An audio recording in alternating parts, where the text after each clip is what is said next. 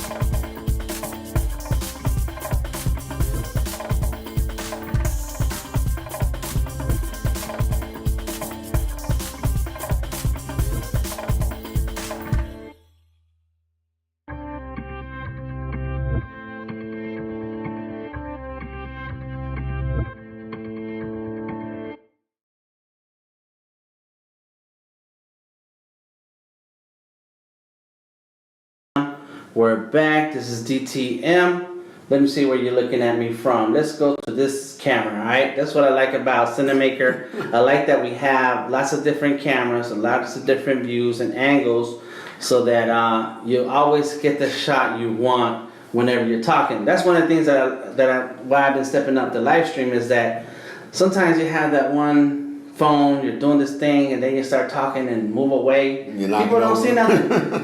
And I was like, forget that. Yeah.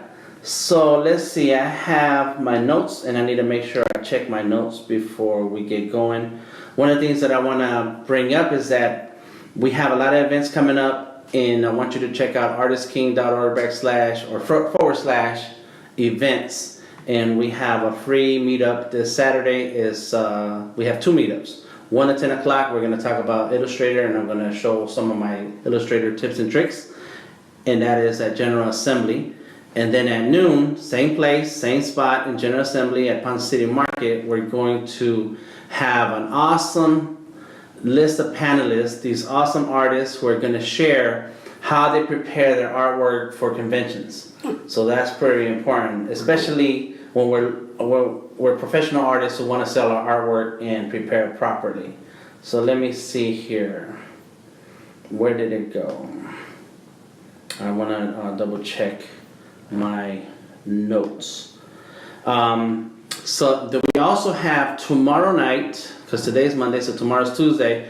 My Animation Life is hosting the Marvel Dinner with Animators. And so we have a Marvel editor stopping through, and she's going to be talking about the process. So if you're into animation and want to meet somebody who works at Marvel and is actually one of the gatekeepers for the artists and illustrations, then you want to come through. It's donation only, so you can donate whatever.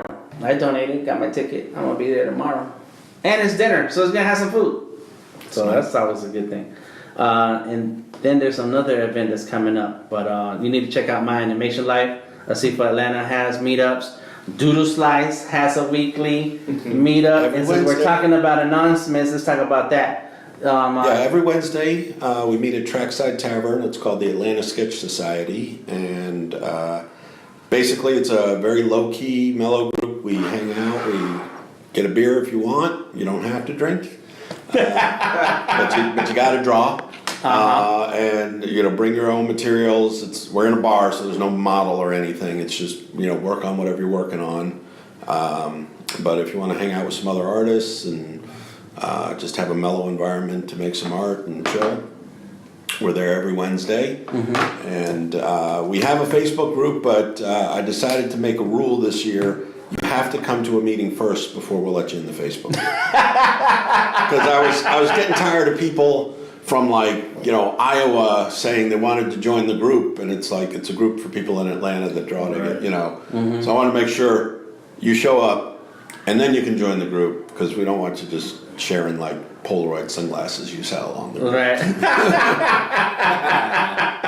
So to get more info on that group, you need to come out on Wednesdays to Trackside. You're usually there at 8 o'clock or 9? Yeah, 8 o'clock is when we start. Wednesdays, Trackside Tavern is 313 East College Avenue in Decatur. Right. It's near downtown Decatur by the tracks, and my artwork is sitting on that electrical box. The electrical box. It's on the corner. Right around the corner, It's the same corner, And just your basic dive bar. And food's all right. Food's good. Yeah, they make a decent Beer's burger. cold. I'm a fan of the French dip. Okay. So, all right, so here's a couple other things I want you to know about. We have traditional inking techniques. So traditional inking, that means the pen and markers and brushes. We have Kelsey Jackson's going to be talking about her techniques and drawing style at Sandflax. That's going to be later on this month. And then we also have STEAM Day later on this month, where if you're a child, an adult, and want to learn more about science, technology, of course, all the engineering stuff. My wife talks about coding. She teaches electronics, and we do art activities. So that's going to be happening at Sandflax. Both of those events have a cost, so check out artistking.org/events, and then you'll find the link to all this information. And that's all I have for now. We have an ongoing Donate Your Electronics spring cleaning. So while you're spring cleaning your house and going through the drawers and trying to get rid of stuff, if you have old tablets, laptops, computers, etc., please consider donating them to Artist King, because one of the things that we do a lot is pass on some of this technology to emerging artists who need it so they can launch their careers. One of the things that artists are always having trouble with is art supplies and technology, so that they can then put a business together, keep up with emails, keep up with social media, and promote themselves, and they need gear for that. So think about donating your stuff. Check out the links on Artist King, and let me know what you have. All right, so we're gonna get started real soon. I'm gonna show you our logos so you can support our sponsors, and then we're gonna get started.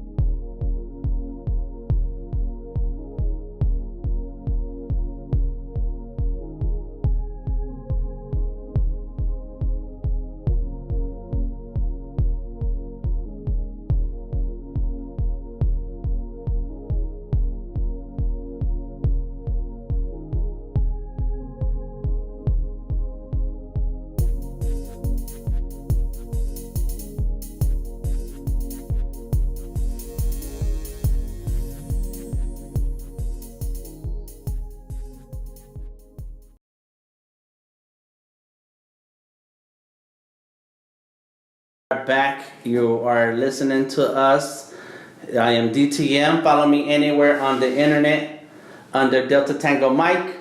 My website is The Creative Genius, and everything that we talk about today, you can always find it at Art is King. We have an iTunes channel, so check out Art is King on iTunes. So we have a long list of podcasts, over 90 interviews. Of course, we interviewed Doodle Slice a long time ago, and so you'll see his interview there. I think I've interviewed a couple of times. So I know we did one for the podcast. We've done some panel stuff. So yeah. So it's on there. Here and there and everywhere. Yeah.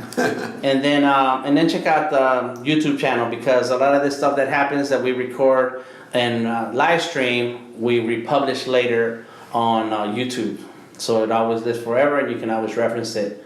All right. So without further ado, please tell us a little bit about yourself, your name, where you're from, what do you do, sir? All right. Well, I'm Doodle Slice, and big surprise, I doodled.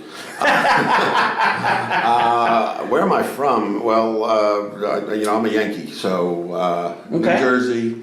Born in New York, actually, but grew up in New Jersey. Lived in Baltimore for a while, lived in Minnesota for a while, and ended up down here about 21 years ago. Got tired of the cold? A little bit. Also, a job, I was working in Baltimore at the time, the company got bought here in Atlanta, and they said, well, your job's in Atlanta now. And I said, that's interesting. What are we going to do about that? So I was working for a little tech startup, and that brought me down here. It's funny because I kind of came down here at a point where I'd gotten a little burnt out with the Baltimore art scene. Just a number of things. I used to teach painting and drawing in my own studio up there. Okay. And had gotten frustrated because I was having the models say real nice things about me as a teacher, and it was the same models who were working for the colleges in town, and I couldn't break in to teaching there. Oh, okay. And so I got kind of frustrated. That's what you wanted. You wanted. Yeah, that's where I was thinking at the time, and the internet came along, and I did my first website in like '93, real early, and got involved with a little startup, and so I was their webmaster, and that brought me down to Atlanta, where the public company had bought this little company, and I stayed with them for a little over a year. Cashed out, been living fat ever since? No, I wish. I had joined the Baltimore startup too late to have any ownership, so I was just an employee. But I saw it happen for some other people, so me and another guy, we started a company, and we almost made it.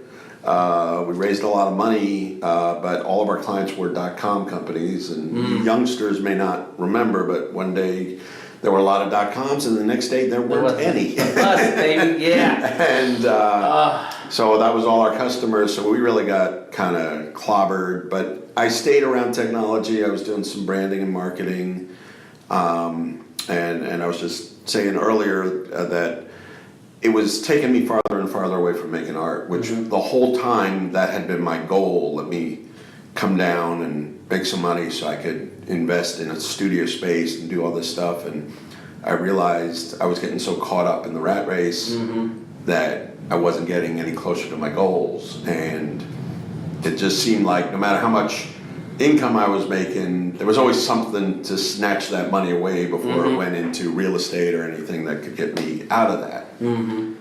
So I made a decision to just reorganize, refocus, and along the way my art had transitioned a lot. What were some of the things you were painting and drawing in Baltimore? And so what was your I was very engaged in a lot of kind of postmodern, tearing apart of imagery. What had gotten me into the MFA program was a flag series, and so I'd taken the American flag, which is political image, iconic image, very a lot of art history tied to it with Jasper Johns and different artists. And so I was just deconstructing it and trying to find a language of my own. And it led me to making these things that were part painting, part actual flag. I would work on unprimed canvas. I was displaying them by putting grommets in the corners and actually hanging them. Actually had some that were arranged to be draped in certain ways, so you were seeing a little bit of both sides. And so, they were part painting, part actual thing. And that technique of working into the unprimed material was a technique that a lot of what they call the color field theory painters were using. Okay.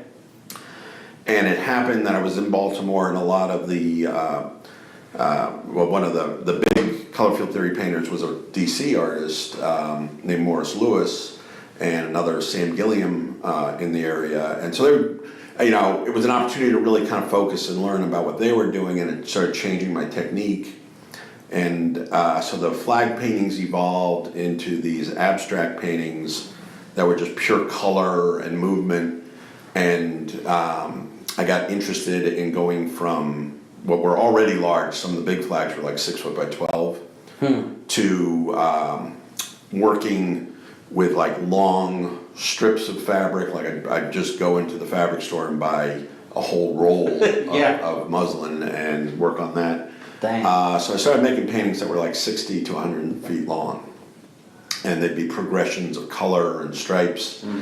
And when you were doing shows, right? You were doing exhibits and stuff? I was doing some exhibits, but it was mostly through the MFA program. Okay. And then I had there was a Baltimore festival called the Sewebo Festival. I had a piece that was hung outdoors for the festival. It was an 85-foot long painting. Dang. Yeah, it was fun. That's like a mural. It got a little You were painting murals. I was painting mural, but it was on a canvas. Canvas, yeah. And did you roll those up, or how do you keep those? Yeah, I've still got most of them in storage. Oh, really?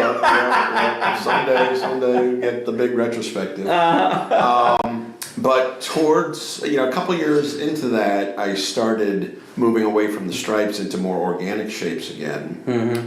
And I almost call them like biological abstractions. A lot of them look like stuff you might see under the microscope, but with, acidic colors and again, a lot of gestural movement. That's always been very important to me. Even when I was doing the stripe paintings, I did them all by hand, no tape, no, because it was about gesture.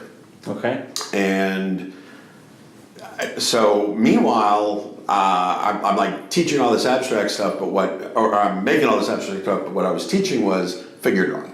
I'd come to my studio, we'd get a model, and we'd be working on proportion and gesture and 30-second poses and movement, the whole thing. And a big influence on me as a youngster was Aesop's Fables. Okay. And so as I came out of the academic experience, I started doing a lot of animal paintings. And they were still a little more naturalistic, yet the color was very influenced by all this previous work with the abstract. And then I came to Atlanta, like I said, I'd kind of gotten a little burnt out, a little frustrated. And you moved all the way from that. Yeah, and so, I didn't have the space to make these big paintings anymore, but I kept drawing, and the bunny, which goes back to Aesop's Fables and Bugs Bunny and all stuff, it had just been like a character that I liked, and my ex, when we first started going out, she had a pet bunny, and it just kind of seemed like this was like something was saying like the bunny's important in your life, and it started stirring that creativity. Right. So like where I was feeling very creatively stifled in the work environment, what would happen is like if she was having a down day, I'd make a funny little animal drawing to cheer her up, and so it was almost always bunnies, and because it was like it worked. But I started to realize they were doing more to cheer me up than they were for her. Yes. And so something clicked in my head, and I said, okay, what's going on with this? Because I know if you're in the academic environment, you can probably appreciate this, that like there's this pressure to be very intellectualized in your work. If you had seen my MFA thesis paper, it's like every other word was 5 syllables long. You know, you needed to have the dictionary on hand to get through it. And it's not that I didn't, you know, believe in it. You were using that two sides. Yeah, but I, you know, looking back on it, you know, I realized a lot of it was just trying to show off and make a big splash. And it wasn't as genuine an emotional connection. Okay. But I was feeling something really pulling me towards these kind of silly little animal drawings. And so I said, okay, you need to test yourself, Dave, because you know, what are you doing with this? You know, it seems like such a step from the very serious business and technology world to goofy drawings. What are you doing? Right. So I said, you're making a lot of them, make 1,000. Right, Yeah. okay. And I just put that goal for myself, and I said, April 15th, I forget, it was 2013 or whatever it was, make 1,000 drawings. And I did. And I actually made a few more. So I think it was around when we first met, I was putting together my 1,000 drawing show. And because I felt like if I can go there, then this is real. This isn't a joke. This isn't me like kidding myself that this is something that's kind of goofy fun. It's like, no, this means something to me, because you got to understand, growing up, I was the kid who started a million projects and never finished. And, you know, so for me to see that through, it, you know, was an important self-milestone. And that happens to a lot of artists, and that's just because art is in general is an emotional thing. Yeah, and we emotions change. You know, we get excited about things. I think we're always dealing with a lot of outside inputs about, you know, things society tells us we should do, things our parents tell us we should do, things, you know, that we see someone successful doing and we think we should do, even though once we start doing it, we realize, no, that's not right for me. You know, that might work for them, but there's this pressure. You know, and you can't help say, well, if it works for them, why isn't it working for me? Yeah. And you got to find what your own internal compass is. You know, if your north is this way and they're all saying point this way, it's never going to work out. You know, you might make a buck, but you're going to be miserable. And so you got to find the one, and it doesn't mean that this one's easy. It might be damn hard to get to, but it's the only one that's going to be worth it. And so what I was starting to get with feedback as I started putting these out, instead of people seeing these great big paintings and saying, wow, that's interesting, that's cool, which was great, it was, your work put a smile on my heart. Someone else told me that they were going through a really down period in my life, and they had come to count on seeing what I was posting every day to kind of help them through. And I was like, I didn't expect that. You know, I didn't have any idea that it would have that kind of impact on people. Someone else said it was a palate cleanser. It's like the world puts a lot of shitty taste in your mouth. And taking a look at these happy animals was making them feel like, okay, I can sort of reset. And so it just gave me a bigger sense of purpose with what I was doing with the art. And, you know, it continues to evolve. I don't think I ever want to stay in the same exact spot and stay repetitive, but it gives me a vocabulary to get out there. And so this thing started. And that's the result. Yeah. The 1,000 drawings show, that's when I met you. And then you started to dabble in animation. Yeah, I was a cartoon kid, so I like to play with that. But in this style, and it was all the same style, yes. Yeah. So my style, I recognize something about myself after all that time with gesture. I like to make my hand move. I like the freshness of working very directly. Even when I was making big paintings, I was always trying to not hide what the medium was. You know, some artists, it's all about hiding the hand. So it's like, oh my God, the rendering is so perfect that to me, it's more like I like you to see the hand and still get the image despite it. So I was working a lot with markers and Sharpies, very heavy, very bold.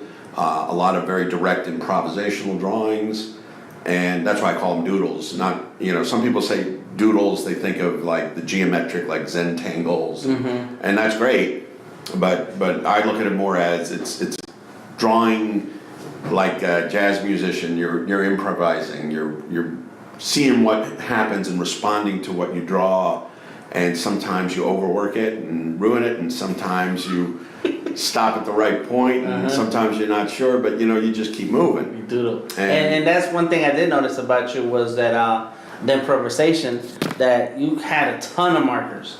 Like that's one thing that whenever we sit down and draw, it's like, dang, I'm looking at your collection, like you have a ton. Well, I like to have, when that thing is saying like, I need this, I don't want to say, where is it? It's not here. right. So you carry them all with you. And at the same time, sometimes I like the restriction of just working with a few, But you go into it kind of knowing that. So yeah, but I tend to collect stuff anyway. That's my thing. And so we were just talking earlier about how you're posting some of your influences that led you to write. Yeah. So along with all of this, I read some poetry, and this book is half poetry, half drawings. It's there's one for every drawing that's there to color, and in high school I was on the literary magazine. I did it again in college, but I used to keep my writing pretty private, and so you got some journals somewhere? Yeah, I got some journals. I got some embarrassing notebooks, and but as I started to get more confident in the writing style, and I found a connection, although I do write some poetry that's very, dealing with a lot of problems and issues and things that I'm going through in my life.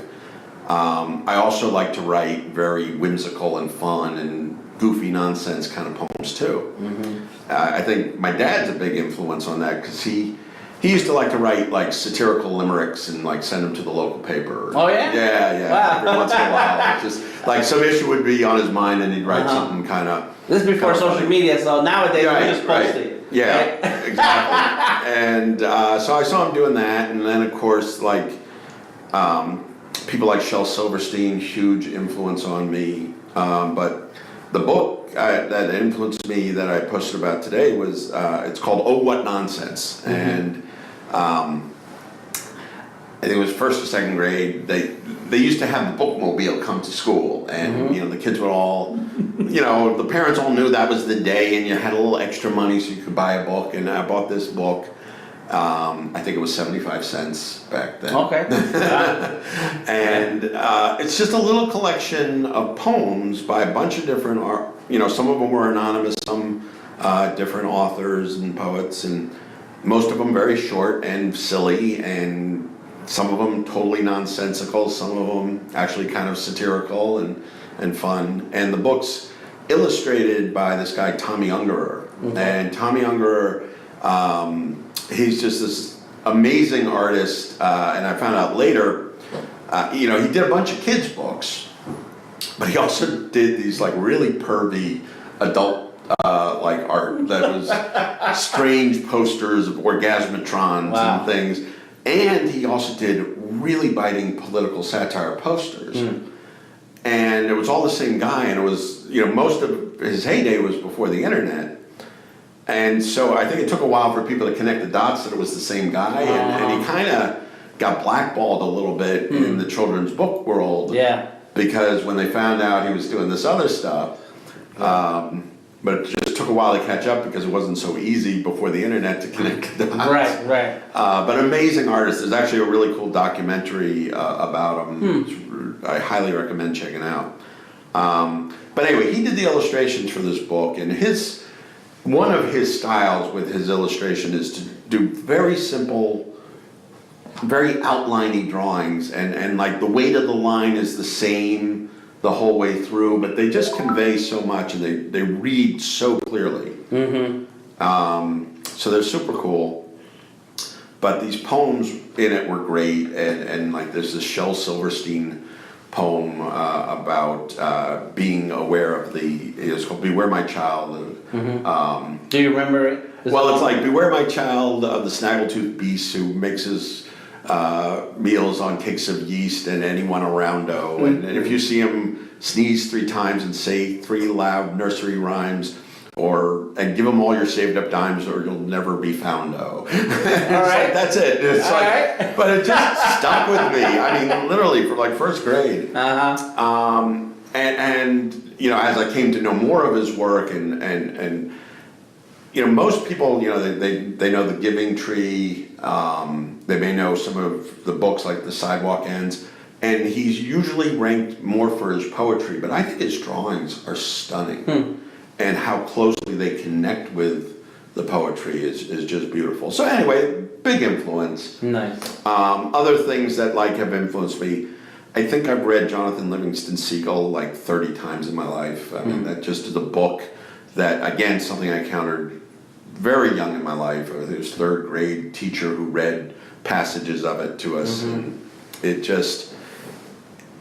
was a way of saying who we are, we can aspire to be better. We can aspire to treat each other better. We can conceive of a world where we're better to each other and better to ourselves than the one we're in right now. And that just stuck, you know.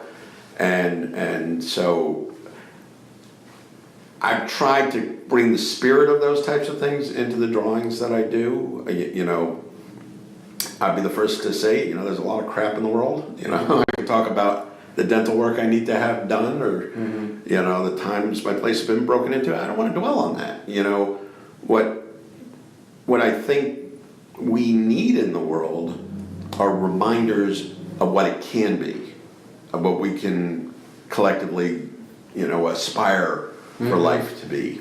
And while it can be awesome to see, you know, there's so many fantastic artists who delve into the darkness and, you know, surface things that you know, people find a lot that they can relate to and find interesting. I felt like there's enough of them doing that I didn't need to take that on, but that I could have a voice this way. And that's where the idea for doing the book, putting both sides of that together. And exactly, and so just kind of started down this road of saying, okay, let me start doing some drawings that I'm intending to be colored, and writing it is a poem. coloring book. And I found it worked better for me to draw it first, then write the poem. Some people like to, you know, work from something, and I've illustrated other people's work, but I find with my own that seems to work better. To do the picture first. To do the picture first and then write the poem, because you know, then I feel like there's more of a connection. Yeah, that's how we got there, and it just came out last week on Amazon. So I'm in a little bit of a state of shock and It's fresh. yeah, it's brand new. It's a brand new film. It's my baby. I'm very proud of it. And so you started this posting some of this artwork like a couple years ago. About 2 years ago. Yeah. Yeah, that's when it got the project. You know, officially started about 2 years ago. And did you have the book in mind, or you just wanted to color in pages? I didn't have like the title for sure. I was originally thinking Color Me With Love, but actually that name was used a little too much out there in the world. But I had this character, actually, Hug At Me Bro.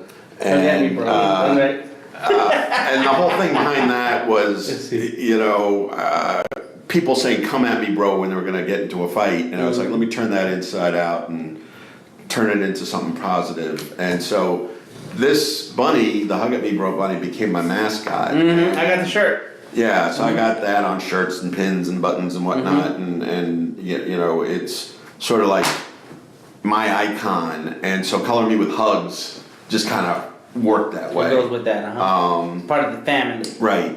And so like I was making some good progress on the drawings, and writing was going real smooth, and then me and my ex split up, and everything, just got derailed, and I could still work on the drawings. I couldn't write what I needed to write for this. There were just, the emotions I was going through at the time were just too raw. I wrote some other poetry just to sort of to get it out. get some things out. There are also a couple paintings that dealing with some issues a little darker than what most people may know me for. But we got to be our own physician sometimes. That's right. Yeah, your own therapist. Yeah. And it got me through, and I was really worried because there have been other big projects I've started in my life that have gotten derailed. And like I said, I was the kid who started a lot of things and didn't finish them. But this one felt important, and that pull to get back to it, I couldn't not do it. And it wasn't easy. And then the toughest part was gutting myself through the layout and the cleaning up of the drawings and all of that. Doing the drawings, writing the poems, that's great, that's fun, and but now you got to scan them, and then you got to kind of, you get little bits of, these horns, and in between them my Sharpie bled, so you couldn't really read them too clearly, and it was fine if you were just looking at a drawing, but if you're going to say, hey, color this in, you can't just leave it like that. So it was, let me go and fuss around and Photoshop and clean all that up and make sure I'm working at high res enough that it's going to print okay. And teaching myself enough InDesign to do the layout. Okay. And I chose to do self-publishing. Partly just because I liked the control of taking the whole thing on. Partly just a financial reason.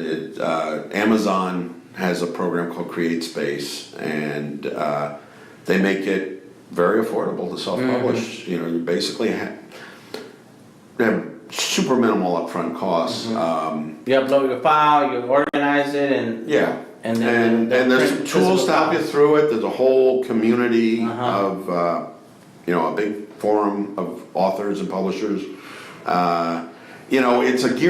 Their system is geared a little bit more towards novels than it is towards art books and children's books, but I'm not the first to do it, and there's plenty of people who had some advice, and I'm very pleased with the results, and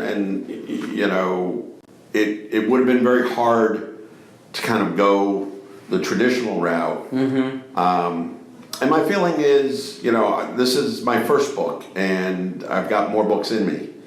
So maybe down the road, I can get a publisher interested or do some other things. Yeah. Because it's only volume 1. Right. So. And it says it right on there. Well, it says it there because then now I have to do volume 2. That's right. There should be more to go with it. I'm putting it out there. That's my accountability, folks. That's volume 1. And I got about 35 drawings done towards volume 2. Oh, really? All right. It's already on. Yeah. Got a lot more writing to do for that one, but we're making headway.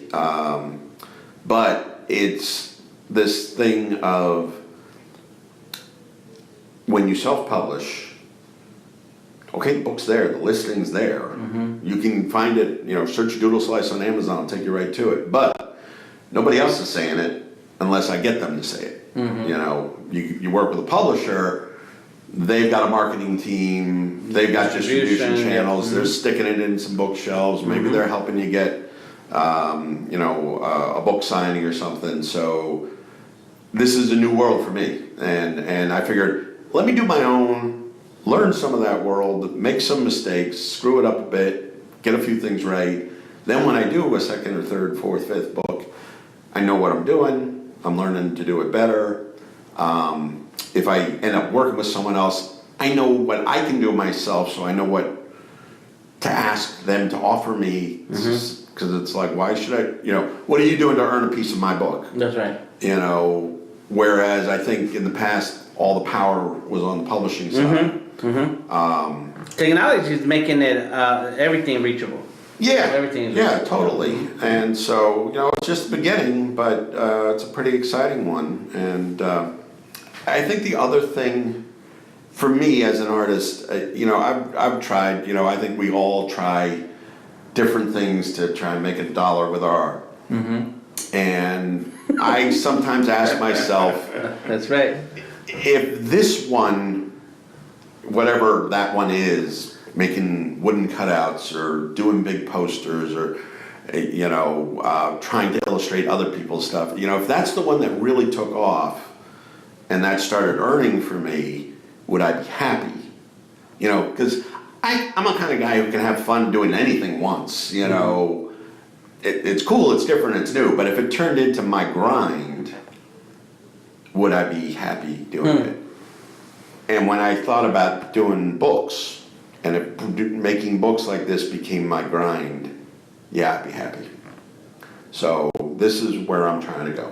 Nice. I still want to make paintings. I still got other quirky little projects in mind, but give me a chance to write and draw and putting them together and put them out in the world, and I'm going to be a happy guy. Beautiful. That's awesome. Yeah. You found your thing. Yeah. That's hard for an artist to get there.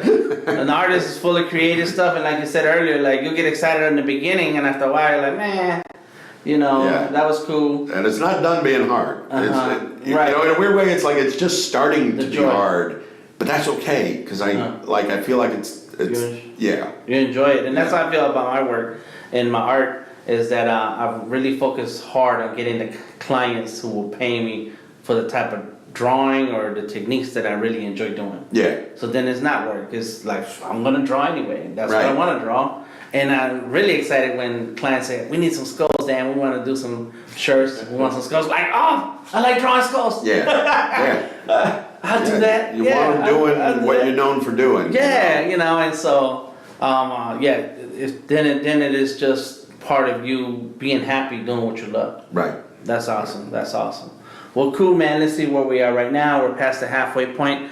We're going to take a second to breathe, and I'm going to talk about digital drawing that you're not unfamiliar with. No, you mentioned animations. I do a lot on an Android tablet. And, it's a little Samsung tablet. They call it the S Pen, and it's okay. It's not as nice as an iPad Pro or a Surface, but it gets the job done. And the animations, I make these little 3-second long things. I've posted some of them on my Instagram. I've got some up on YouTube on out there. And they're just fun. They're just little quirky bits of bringing some of these animals to life. I've got some ideas for a little bit longer ones, maybe. I've got a longer poem that I think works as a story. So I want to first make it like a picture book, then I might animate it. Nice. But that'll be a big project. Yeah, it's a lot of drawing. That's a lot. I've been doing some animation myself, and it's like, man. Yeah, and definitely the majority of the animation I'm doing is very hand drawn, not moving vectors, and that's cool. And it opens up a lot of possibilities, but it's just a very different feel. And so I like the very organic stuff. Yeah. I think that Samsung tablet is awesome. That Note 10. Yeah. I have one just like that, and that was my first entry into drawing tablet where you draw on the screen. I know, and now look what you've got. And then, look at this. We got a couple of Surface like the candy Pros store here, and some iPad Pros, and there's a Note 5 right there that's doing that camera's catching frame lapse. Oh, I thought it was just the earlobe camera. And but yeah, that's a Note 5, so it does have the Okay. S Pen. Yep, got a couple of those, and I like technology that I can draw with. Yeah. That's it. Can I use it for my drawings? Yeah, and it's pretty awesome to have that ability to just sort of pick up anything. I mean, you were talking before about gearing up, and I couldn't help but remember back in when I was in the MFA program, I was working in the AV department, and I went to one of the budget meetings, and this was at a time, so it's by like 91. So, you know, definitely not gone quite so technology crazy but you know, things were starting to emerge. You were starting to see digitizers, and of course all that stuff was really expensive. And one of the old drawing teachers chimed in the meeting. He's like, you know, we could buy a lot of pencils for that much. For the price of one of those computers, we can buy a ton of pencils. Yeah. And I will say this, kids, this technology is great, but you know, be confident with a pencil. Just right. Oh no. Yeah. That's my first suggestion. It's like, what computer should I get? What kind of tablet should I get? Well, let me see your drawings. Like, yeah, you need number 2 pencils. Yeah. You need like a whole pack. Get you for $5 you can get 100 number 2 pencils. Yep. And for $5 you get a whole stack of paper and draw. And then we'll talk. Yeah. Is that what's that? Did he give you a sticker? Yeah. Pencil there? That's a sticker over there? It's a magnet. Oh, it's a magnet on the back, but that one's cut out. Yeah. Oh, I see. Okay, I was gonna be like, that's cool over there. I got this one, but I like that one too. Yeah. All right. Well, you guys do get out later, but you know. Everybody get a little something. That's good. So, with the subject of digital art, I'm gonna talk about the Surface Pro and really Sketchable. So go ahead and grab your tablet. And you can separate the keyboard. So let me change cameras. Pull it, and so the keyboard pops off like this. Oh. Bam, just like that. And you can lean it down like this, or lay it flat. It's up to you. 2.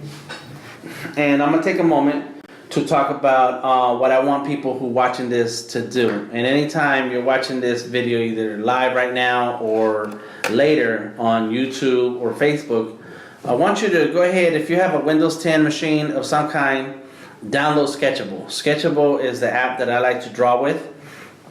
I've been a Photoshop user for a long time, 2001 or so, and but I used it mostly for graphic design, creating layouts for flyers, posters, etc. And it doesn't come on. There we go, like that right there. The button's up here, but it might need to turn on. I don't think I turned it on. And so I use Photoshop a lot for all of those things. And then what happened is when it was time to draw, let's see if that goes on there, because maybe I did not charge it up. It's right there on the side.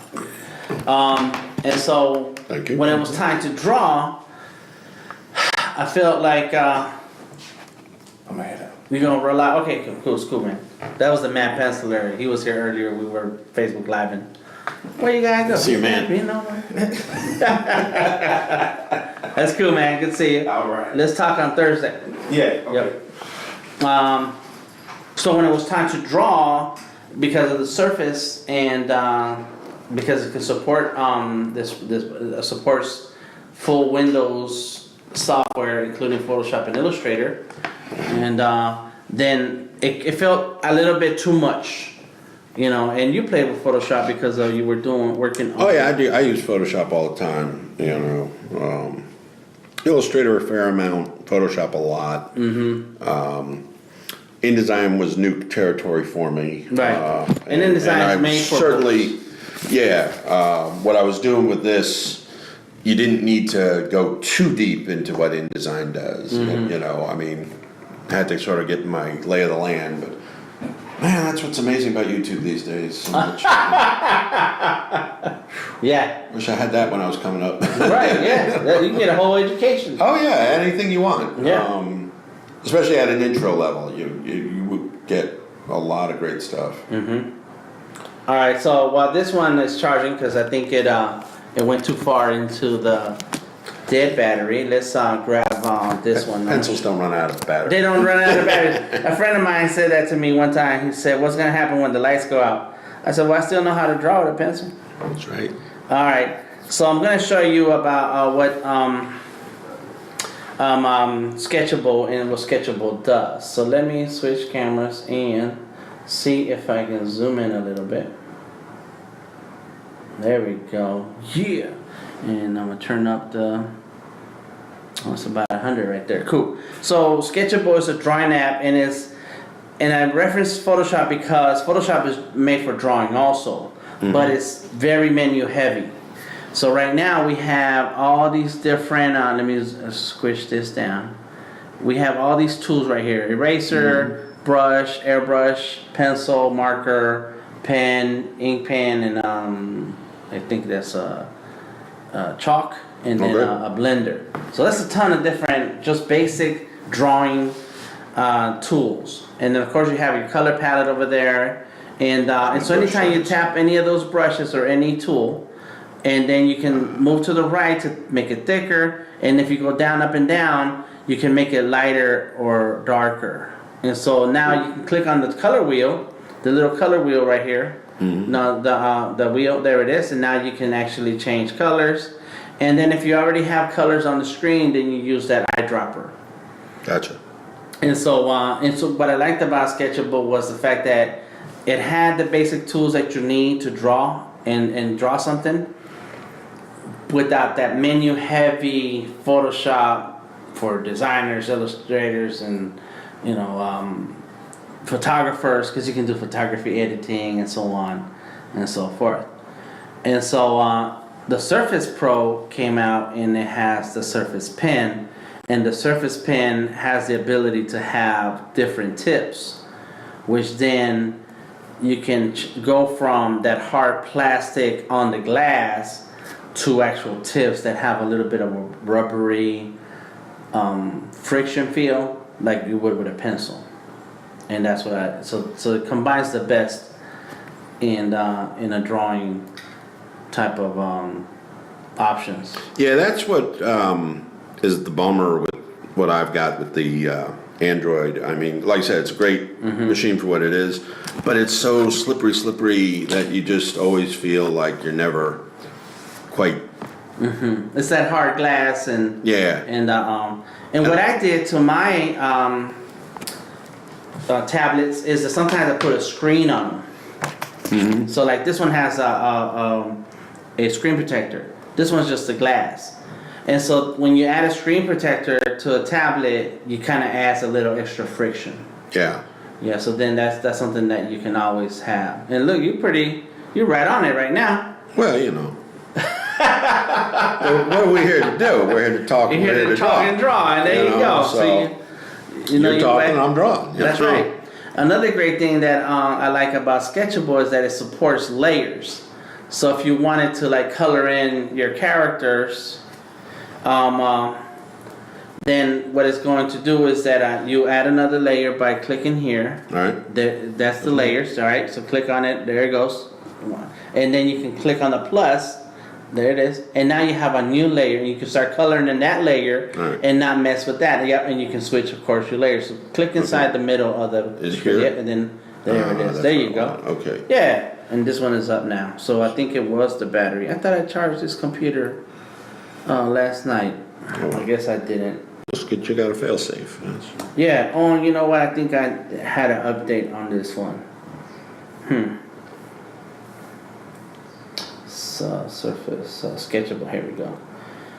So that's one great advantage of the Sketchable app is that it's really great for quick drawing, quick sketching, and what I have done in Sketchable is finish complete professional illustrations that I then export to Photoshop to format and then send off to the client.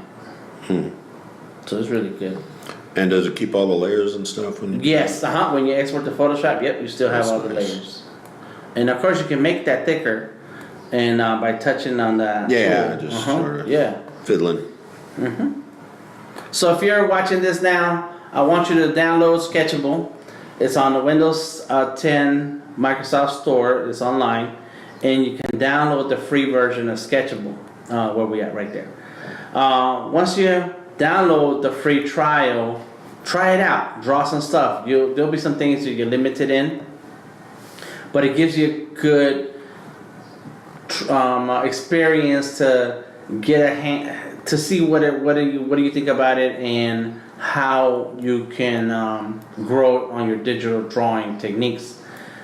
If you find that you like it and you want to share some of those images that you're creating, please hashtag it DTM and Sketchable App. Hashtag DTM, hashtag Sketchable App, or even add it as a comment on this video. And because I have unlocked codes of Sketchable App to give away, and all I need to do is see some artwork to say, you know what, you should unlock the whole app. Here's the code, do it. So like I was talking about skulls, there goes the skull. There you go. Yeah, I draw my stuff all the time. Even after a full day of drawing customer work. Yeah. I gotta knock out a skull or two. Well, that's how you relax. Yeah. That's how we started drawing, right? We started drawing for ourselves. Yep. You can't forget that part. And you found the right mix of you drawing for yourself, writing, and then people having that connection. Yeah. And connect. And I think that's a great thing with your art, is that people are letting you know that they're having a connection and it's making a difference in their lives. And I tell you, it's an amazing feeling when someone tells you something like that. I mean, you know, it's awesome when someone buys your piece. I mean, don't get me wrong. Nice to put money in your pocket for the art that you made, especially when it wasn't commissioned or a job or something. It's just something you made for you, and you put it in a show or something. Someone bought it. It's just. But when then someone tells you, I had someone who told me that right now their husband is away in service, and they have a piece that they had bought from me, which is just kind of a couple in love, and she says she sees that piece every day, and it reminds her where her heart is with her husband. And you know, That's good. what can you say when someone says that? I was getting all choked up. I mean, it's just Yeah, you did something that people can look at. And if I can do that for more people, then I'm doing something right in the world, you know. Nice. So tell us about where we can find you online. We were mentioning that. Well, I try to make it as easy as I can. So I have doodleslice.com. Okay.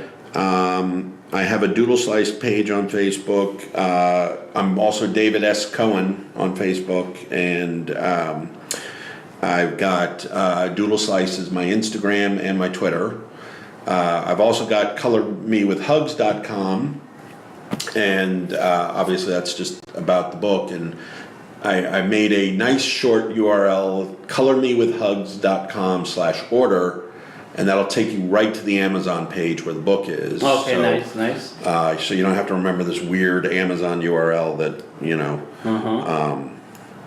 and keep that. And then I got a little shop, which is doodleslice.storeenvy.com. I got some t-shirt designs and things on that, and a few other goodies. And, you know, so I try to keep it... Doodle slice. Yeah, wherever I can. And thankfully, so far, I haven't really run into any competition for the name. There was someone using Doodle Slices out there, and what they were doing, I could totally see why they chose the name. They were taking slices of wood, like tree trunk slices, and doing drawings on them. So, you know, it made sense. But, you know, that's not me. Doodle slices. But chances are, if you're wondering if you're in the right place, if you see a bunny and it says Doodle Slice, it's probably me. That's nice. You know, Nice. That's definitely my bunnies and birds. You know, it's funny. Everyone mentions the bunnies. I probably draw 5 birds for every bunny I draw, but the birds are more the background character. They kind of move the composition around, and the way they're looking kind of helps steer the eye when you look at the page. But it's the bunnies that people remember. Yeah. So. That's what they're gonna see. That's the main character. Yeah, That's the hero of the story. So Cool. So if we were to talk to, we saw David Cohen of in Baltimore yeah. today. Yeah. What is some of the advice you'd give them as an artist? Well, it would be like get to work on that book sooner. You know, I mean, I think it's something. If I had thought it was approachable earlier, I kind of wish I'd gotten there earlier. Mm-hmm. You know, it's hard to talk about like would I have traded one experience for another because they're part of what shape you. There was a lot of joy and pain in that startup life. You know, some feelings of being asked to work and hit on all your cylinders, and that's a good feeling. You know, to feel like you're trying to use every inch of your brain and testing your energy. But at the same time, there was a lot of people involved that unfortunately I felt were the kind of people that they don't feel like someone's won unless they know someone's lost. And I don't look at the world that way. You know, I think we can find ways that we can all win, and we don't have to hurt somebody to do that. And you know, there was, you know, it was a very intense time. But you know, definitely shaped who I am, and so, but you know, I think it'd be a little bit more confident. Because I was kind of burnt out coming to Atlanta, I didn't even try to find out like what was going on in the art scene in Atlanta when I first came to town, and a big thing I didn't even talk about yet was Free Art Friday. Right. For those of you who don't know about Free Art Friday, it's this awesome thing, and it doesn't just go on in Atlanta, but in Atlanta it's been a really big thing, and there's a lot of artists who do it. It originally started as one Friday a month, I think, but it's become like every Friday.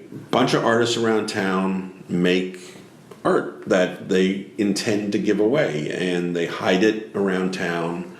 Usually it's smaller work of, you know, the style that their bigger work is, but not always. Some people have given away really cool big things. A lot of it is, you know, designed to be a little bit more durable. So whereas, you know, maybe they draw on paper a lot, they might make a little wooden cutout or something because it might get caught in the rain and whatnot. Because it's supposed to be left outdoors somewhere. It's left outdoors, and someone puts a clue. Originally, Twitter was the main place, and then it sort of became Instagram, where you'd leave the clue as to where the piece is. And hopefully someone's going to find it, and it's good etiquette if you find a piece of free art to just tag the person who left it and, you know, say, hey, I found it, because other people might have been looking for it, and it's just really nice as an artist to know your stuff was found and not just like, you know, that the groundskeeper tossed it in the bin, you know, whatever. And so a few years ago, I had heard about it, and another friend told me they were doing it, and I just kind of got into it, and I didn't know anyone in the free art community, and I just started dropping pieces, and I think the first couple pieces, it took like a week for somebody to find them because nobody was following me for that. But it really helped me feel plugged in with the city, with other artists. And the other thing that's just awesome about it is there's a bunch of people who today are very active Free Art Friday artists who, before they started, never even thought of themselves as an artist. They had heard about Free Art Friday and started collecting, and it gave them the interest in like giving back and the confidence that maybe I can make something too, that it got them being creatives. And I think that's just amazing. And so it's just a super cool community, and I've made some great friends through it. And but it helped me, coming out of all that technology world and stuff, sort of feel connected with the art side of Atlanta. And so, yeah, if I were gonna give myself advice, it's like, you know, go looking for more artists when you came to town than kind of staying isolated from that. Yeah. All right, very good. Cool. Well, make sure you sign this piece. Okay. I'm going to need you to sign that book because I'm going to go ahead and get it from you today. Right. And follow Doodle Slice on all the social medias. I want that one. You don't want that one? There you go. I'm learning. That's right. And check out his book, Color Me With Hugs. It's also the social media tag, so if you find it on Instagram, Color Me With Hugs. Look up Doodle Slice on Amazon, get your own copy of the book, and get to coloring. Yeah. Build. Do some coloring, make some art, do some pencils. Yeah. Tag me in a drawing so I can see your stuff. Yeah, and it's a good quality book. It looks like you can take some markers. I'll take a little bit. Yeah, I'd say if you're going to use markers, maybe slip a page between. So you know, in case it bleeds. I haven't tested to see how it bleeds. Certainly pencils and. I like the crayon texture of the fine. paper too. Yeah. Though. So that's very good. That's one thing with the Amazon. Like you don't get a lot of choices on finish and paper. You know, basically you can have a coated or an uncoated cover. You can have buff or white paper. There's a few different dimensions. I like the square. Okay. But you know, it's not the same as if like you go to a printer and you know. Yeah, you can have anything you want, things, but then they're going to say, but you got to buy 1,000 of them up front. Right, you need that money. Yeah. All right, cool. So you're going to sign that for me too. We'll get a marker before we go. So thank you, sir, for being here with us. Appreciate you. You're awesome, man. I'm going to finish today with giving a shout out to Post Office for the space. It's an awesome space. We're in downtown Atlanta. If the sun was out, it'd be much brighter in here, but it's cool to see all these buildings and stuff. Big ups to Cultivating Cultures for being the connection to network us all together, because it's about building community, and that's how we're able to get into this space. Sand Flags, get your Sand Flags bag. That's right there. Some swag. That's right. That's your bag. That's your stuff. That's right, Sand Flags. Thank you. Because you're never too big to have some art supplies. Our music sponsor is DJ Otis, aka Mr. TC. Find him on Twitter. He just put out a fresh new album. I already have that music because we're cool like that. He shares with me. But if you want some of the music, including some of the music that you hear in the intro and in the final credits, that is his music, and you can download your own copy. It's only he lives in England, and cool. So the price is £5. There you go. I like saying that. Big ups to everybody who's helping us and putting the Artist King Facebook Live podcast. So check us out. Follow us on Instagram, Twitter, and YouTube. So last things last is Color Me With Hugs, another plug. There you go. Color Me Hugs. Go ahead and get your book, and we'll see you in 2 weeks. We have another awesome artist. So every 2 weeks we're gonna have a different guest artist, and we'll talk about their career and their lessons and experience and share with the world. All right, talk to y'all later. This is DTM.